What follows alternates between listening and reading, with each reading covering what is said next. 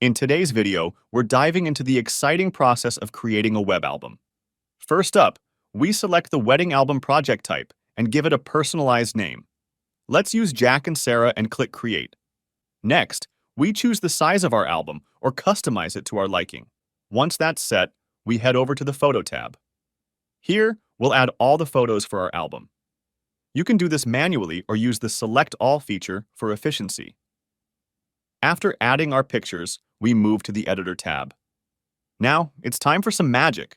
Click on the bulb icon and choose the Adaptive Book Wizard. We're aiming for a web-friendly format, so let's go for a full spread layout with options to include 1 to 4 photos per page, keeping it simple yet elegant. Next, hit Build My Book and watch the beautiful result. To add a touch of sophistication, we'll apply a gray style to all the pages. Remember, you can always create a custom style that aligns with your unique brand or theme. If you're not keen on a layout, just click to randomize and get a fresh look. For a page that doesn't work, double-click to edit. Replace it with a full-page background image, adding a personal and dramatic touch. Finally, let's revisit our book for a last look. We'll make sure everything is perfect.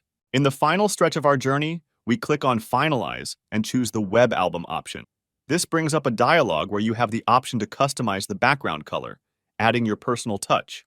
Once you're happy with your choice, simply click on Publish Web Album to bring your creation to life and share it with the world.